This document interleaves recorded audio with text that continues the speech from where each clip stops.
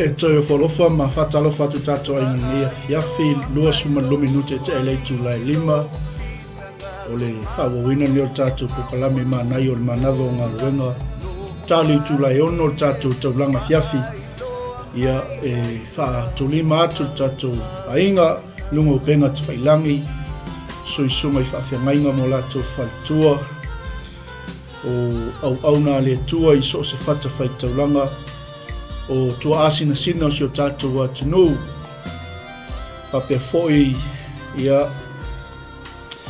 si o tātou a inga neu seu tute ma whaiwal ni aso ma loso i whamuia o le whawawina neo tātou pokalame Manai o le Manava o Galuega ia awa foi le nia fiafi awani ngalo ia te oe tale tulai ono tātou taulanga fiafi o tātou Manai leo le anga ia tu nia fiafi whamani a tele le tua ilo mafuta mai nia fiafi Nawa sila mai tātou tusi o lo ilungo tātou screen. Ia tātou te tau mā vai e le nea fiafi. Ia wā fo ilanga atu i sauninga o le neiva yaso. So ngai whiangainga mo mga luenga e mai se fo i o kalisia. Au na le tua. Tātou uma o tātou ngānu lue le fata po le fale o le tua. Manu ia tele o tau whaiva i le fale o le tua. Ia ola fe tau siai. Ia whaingo fia tātou au tu. O loo whapena o na whesoasoani mai le fionga le tua mo i tātou. Ina ia tātou whaawau pēa o na whai o Galuega le lei. Ia e manatua lo uso mativa o se tangata e mana o mia se mea. Le ala whai mai e tustusinga le fionga le tua tangata o mose. A whai e ia te oe se tangata mativa o so uso o iai se tasi. O au ai lo nuu o foi na mai ova lo atua ia te o. Me leo tala mose aua ne i wha maa atu i ai lo loto. Pe mau lo lima i lo uso mativa pe e te lima uu. I ia le atua pe e te lima mau. A fe me tala le fionga le atua. A ia matua wha maa fola atu lo lima ia te ia. Ma e matua a vatu lava iai o mea ia tusa malona mativa ua mativa ai o ia. Ia leli. Ole tutula au atuna tātou Manai o le Manava o Galuega ina ia tātou maua pea le ola fe tausia. Tātou maua le fe alofani. Tātou maua le ngālu lue fatasi. I loa ua mana o mia e leisi o uso so soani ia whape nao tātou maua le anganga o le loto e tasi. Tātou te au na i le whale o le atua. I ia le ali. Le laua maua le au tū mo tātou le vaenga le fiafi. Ia tātou wola fe tausia. Pe o la Yesu e lo tau e lalangi o so o moni o tau. Pe a o tau fe alofani. E mai wha malos, wha natu o se toi whangu mo tātou. Au tātou anga ia tu fo i whai ungo tiute ma whaiva le neiva yaso sa whenga iai aua ne i ngalo ia te oe ke risiano lo uso mativa. Le tangata o lo mana o mia se whesoasoani lo tua oi. Vi ia leli a tala noa atu le anganga o le tua ia te oe le tangata le mana o mia soasoani. Mai le tala tangata o mose. Aua ne i wha maa au tau loto. Pe uu mau lo lima i lo uso mativa. Pe te lima mau. A ia e matua wha ma fola atu lo lima ia te ia. Ma ia e matua a vatu. O au mea uma e tusa malona mana onga e tusa malona mativa. Ua mativa i o ia. I ia leli.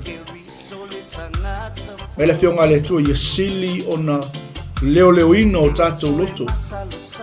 Wa tātou wawa ai tātou tusi pai tau nea fiafi. O i o lo wha manatu mai e tangata o mose aia oi. Ne iai se upu i lo loto o lo wha pea ifo ua lata mai lo na fito o tausanga o le tausanga o le whaasa o lo tonga lea. I ia le li. O na e mataonge lea i lo uso mativa ma e le avatu ia te ia sina mea. O na wala au ai le o ia ia Jehova ona o oi. Ia leli. Te i tau tangata whape nai lunga le ala. Aleluia. E wha amanuia mai ia te oi. Pe iai se mea, pe le iai se mea. e whaamanuia mai le tangata ia te oi. I ia le li, o le tausanga o le whaasa o le tonga. Ne ia awana i mataonga i tātou i o tātou uso o loo mana o mia le sosoani. Tangata o loo mana o mia lo wanga le lei. E leo tala mose, ma ele a vatu ia te ia sina mea. O na wala au ai leo le tangata lea. Ia Iova ona oe. O na whai lea ia te oe maanga sala. Amen. Ia le tua. Ia tātou wola tau sia.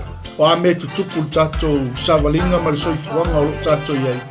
Ia tu mau le file mu o ke wiso i to tonu o tātou ainga. Tonu o tātou kalesia, to tonu o whaala potopotonga, to tonu o upu whai o malo. I ia le tua. Amene. Aisea. Wa tātou whaitau nei le upu a le tua. Whemelta la mose. E te matua a vatu lava ia te ia. Le ase mewa e langona mai le li e te whesosoane le isi o uso atangata. Pemele tala mose, e te matua a vatu lava ia te ia. Malou loto a toa, aua foi lea. Le a vatu ia te ia ma le ti ngā o lo loto. Le ale pine whaamau, pemele tala mose. Aua ono le nei. O whaamanui ai o Iova lo atua iau Galuega uma. Ma mea o malava e tango i ai o lima. Aleluia. Vi ia leli. Lono winga. Le ase mea o tala noa toile tua ia te oi se tangata. Fina ngalo le tua te angalelei ai. Le ase mea o fina ngalo le tua te whesosoane i lise uso. Te sosoani iai. He mea tala mose, e te matua a vatu ia te ia. Aua foi le a vatu ia te ia male ti ngā o lo loto. A ia, whai mai le loto. Ni ia le tua. E whaamanui ai, Iova ia te oi. I au Galuega umalava. Ma mea e tango ai o tātou lima. Ni ia le li. Ia le tua, ia tātou ola whe tausia, ia tātou ola whe ngale, ia tātou ola whe whaamangaloa. Aisea, whai maila ia o le tala tangata o mose. Au wā e lea unoa ona iai le nuu o le tangata matiwa. Maile o mose, mele o te whai atua ia te oi. Ia e matua whaama fola atu lo lima i lo uso. I lewa ti ngā ina. Ma lewa mativa. Ma lewa whaapua ngā tia. Ia e matua whaama fola atu ia i lo lima. I lo uso. O leo lo mau whaatasi o ua. Ia le li. Ia le tua. Ia tātou wola whe tausia. Ia tātou halo lo fatu. Awana i ngalo ia te oe le tangata matiwa. O tangata ia pito sili ona concern i aile tua. I le Galuega whaola ma le Galuega o le leinga o tangata pito sili. Ona tātā i le fatu o le tua. Ina ia tātou walo lofai. Tātou uso o loo mana o mia le whesoasoana. Aleluia. Amen. Ia le tua. Ia tātou wola whetausia. Awane i whapena o na tātou vale tu limaina le mea lofa le atua na au mai ate i tātou o le anga le lei atu. Amen. Maila ia o mose. A whai e ate oe se tangata matiwa. O se tasi o iai loupa ai, po o lou nuku, po o lou ainga, po o lou lau ele. Ua foina mai e Iova lou atua i ate oe. Aua ne i wha maa atu iai lou loto. Te te ai u iai. pe te le alofa iai, pe te pe upu mau ai lo lima, i lo uso matiwa. Aia matua wha ma fola atu lo lima ia te ia, fusi ia te ia, opo ia te ia, wha manuia atu ia te ia, ma e matua a vatu lava iai o mea ia tusa malona mana onga. Praise God, hallelujah. Amen. Awane iai se me whaaseina i tatou leanga sau ale li o lalange tau whai e tai seina ma whau whanau ale tua. Ana e lapa tai me inta manua. Ma ia oi, ne iai se upu i lo loto, ma e whapea ifo i lo loto, ua lata mai lo na fito o tausanga, o tausanga o le whaasa o lo tonga lea. Ni e manatu a pea o, lai maua tupe mai le malo, lai maua le malo se oi whainga luenga ai. Lai tele au wala e oe saili ai ni manuia o lato ainga. Ia oe ne iai se upu i lo loto, kai e le mata ngō fio le fionga le tua. Me i whapea ifo i lo loto, ua lata mai. O le tausanga o le whaasa o le tonga i lo uso matima.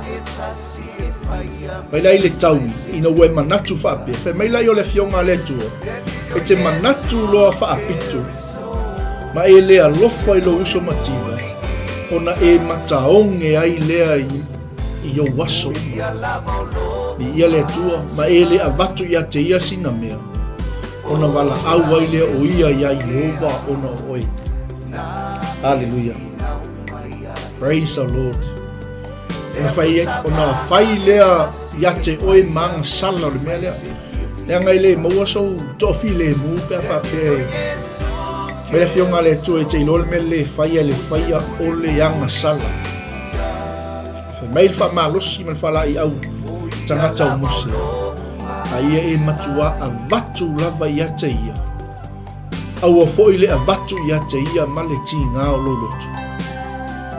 Aua ona o le nei, o wha manuia Jehova ia te oe, i au ngā luenga uma, ma mea uma lava e tango i ai o lima. Hallelujah. Ia le tua, e se la ma le matango fie o le fesoso ni mai o le tua ia te tato, le ase mewa i lo lima, le ase mewa i lo fali, o le ase mewa vato le tua i lo loto, ia fai mai le loto. Ale fai mai tala le tua, ia fionga le tua, e te matua, a vatu lava ia te ia. Amine.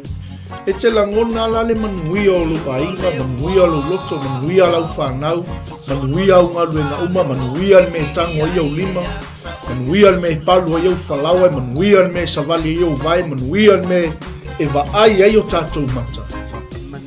I ia leli, la ngā le wha uma le tala le fionga le tua, tātou tusi whai taunu le fiafi. A wae le au noa o na iai o i la tau le nuku, o le tangata matiwa. O le mea leo te whai atua i ate oi, o lo whape atu, ia e matua wha ma fola atu, lo lima i lo uso.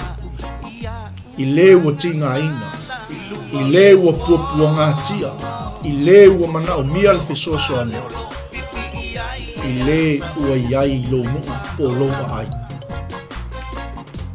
Ia, manu ia tele ia, tiu te mwhai wala nei vai aso, te anga iai fo ma so se au onanga, so se whaiva, so se ngā ruenga o lo tau whenga iai, tono ainga, ia, ma so se matata, whea lava se mea o lo whapena o ne e ngā lue ai ma au na ai le atua.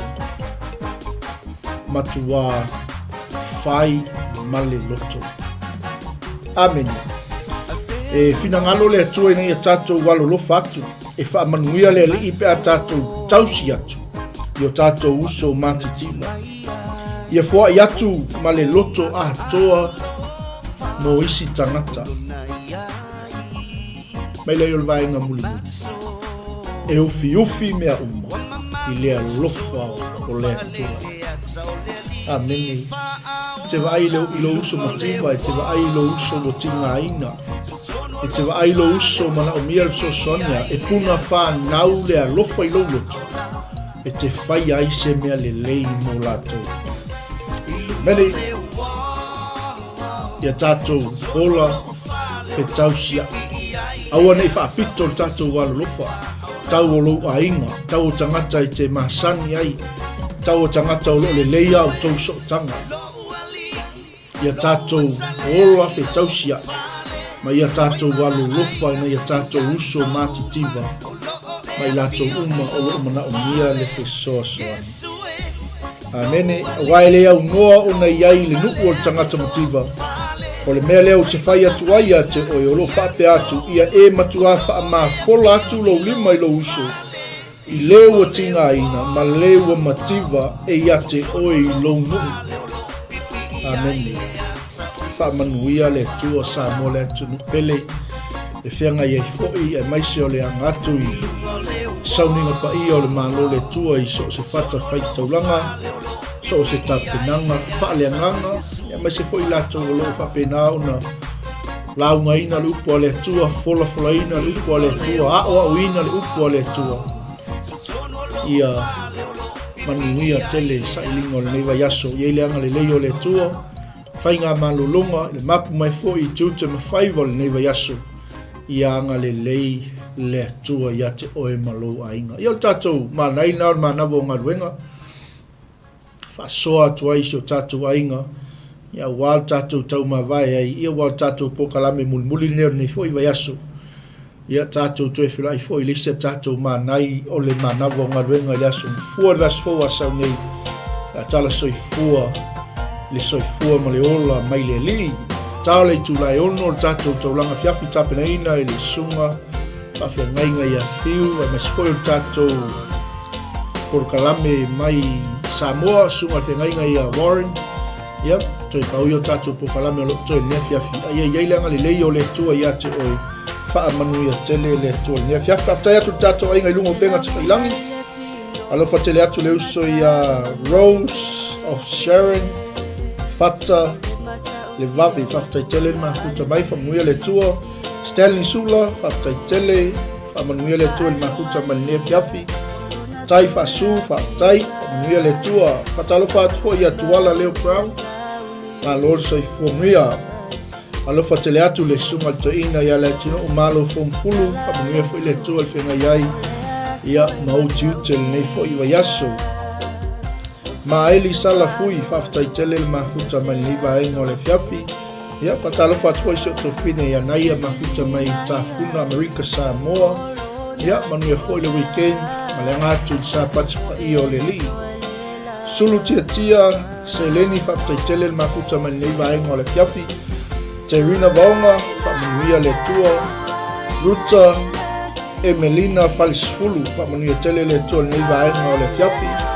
Le voice of Tinaya Julieta Uli whamanuia le tua i le nei weekend ta ani noa whaftai Save Leo Brown a talo whatua i le uso au auna i sulo le tala lei tu loma whanga whaftai tele sio ma vava pentito whaftai le mafuta mani nei vaenga le whiawhi Nora Petaia whamanuia le tua a suma whengainga tango mua malie sau le mau whamanuia le tua le nei vaenga le whiawhi Mika Nicolau Ia alofa tele mo oe ma le ainga le uso ia Sam na Mustele wha malosi titi ia all the way from Whale Alupo Melbourne, Australia Wini sopoanga time whaftail mafuta mai whaiu whaatu au whaftai tele lava ia whaatusa ngā solo lewa muli whamanuia tele le atua Miriama le whao seu whaftai tele le mafuta mai Pui maono na oia Faith Yone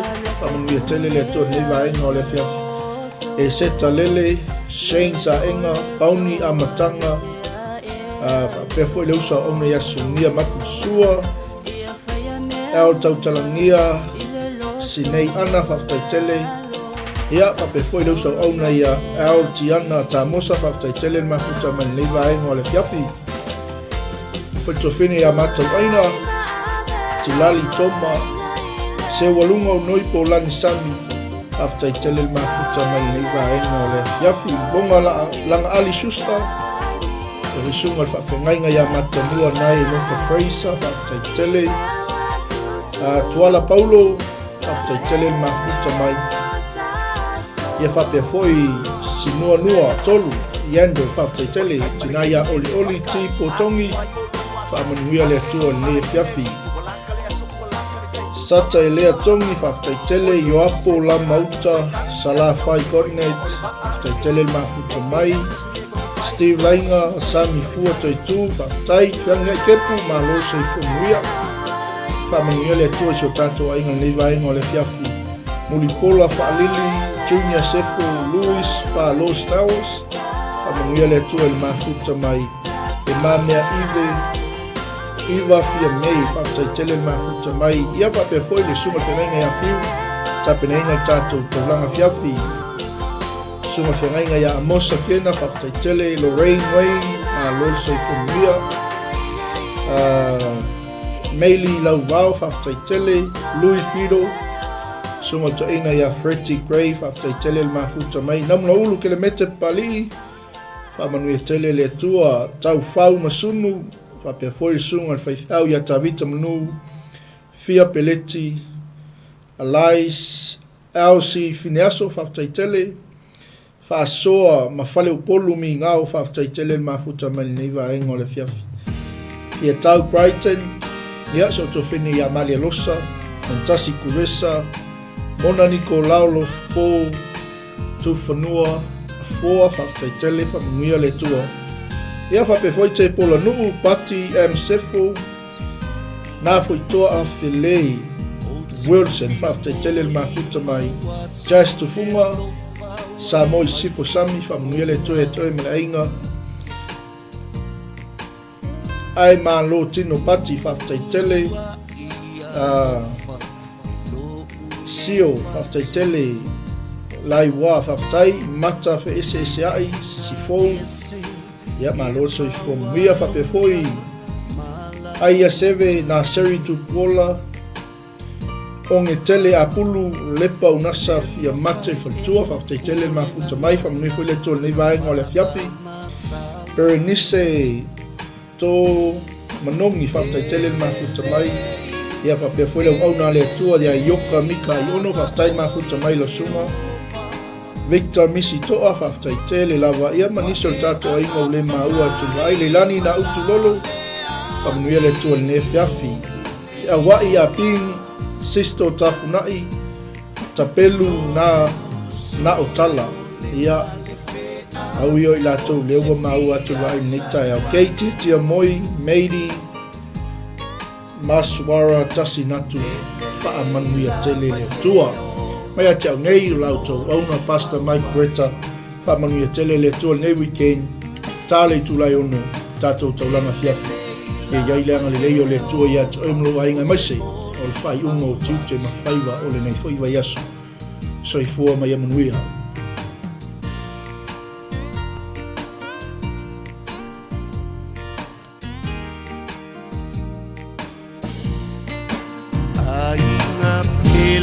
Manai uo ile la lolani Utita utino atu ana o Yesu le tali Esa o loto ai lota polonga ile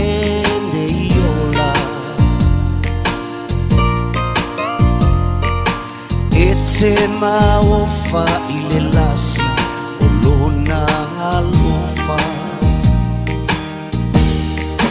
Elelei lava oi Jehovah Wa e a apa mai malame ai ilo uneiola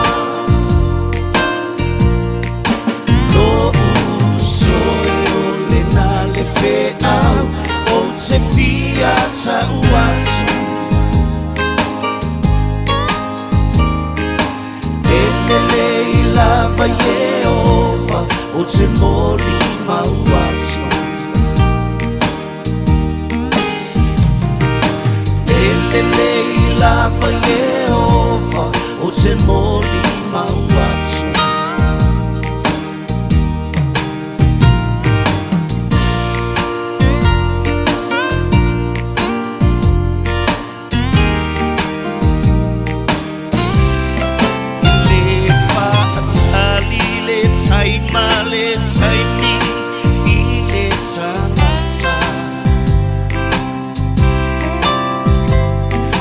May ona tau alanga noa e whau le paa me wha tau e luma whai whainu ma ngoto i le moana ai o se lavea ina ua tapuni o le paa elelei o e Jehova wa e a apa mai malavea i lo unei ola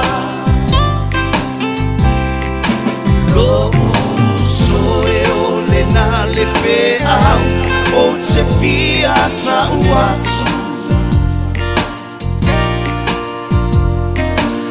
Elelei lava Jehova o te moli mau atu Elelei lava Jehova o te moli mau atu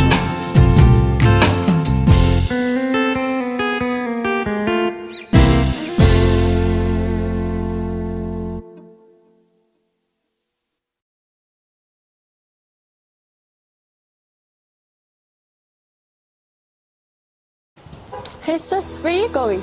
Oh, I'm just heading out to find a place to send money to my uncle in Samoa. Oh, why waste time and petrol? You can use UP Group Money. You can send money to Samoa and it's really fast. Really? Yeah. Can I sign up online? Yeah, it's really simple. Sweet, I'll do it now. Okay, bye. Bye. Sending money to your loved ones in Samoa has never been easier with the UP Group Money Transfer. Our service allows you to transfer money quickly and securely from the comfort of your home or anywhere in New Zealand. Your family and friends can conveniently pick up the money from over 40 villages across the Polo and 𝚟𝚑𝚍. No matter where they are, we've got you covered. Our user-friendly online platform makes sending money a breeze. Just visit www.upgroupmoney.com. Sign up and start sending money in minutes. We're here to help. If you have any questions or need assistance with signing up or sending money, please don't hesitate to contact our friendly support team at 09558 2896 or 0800 877 328, or visit us in the office at 6/22 Station Road, Ōtahuhu, Auckland 1062. Experience the ease and reliability of UP Group Money Transfer today. Your family and friends in Samoa are just a few clicks away from receiving your support. Visit www.upgroupmoney.com now to get started.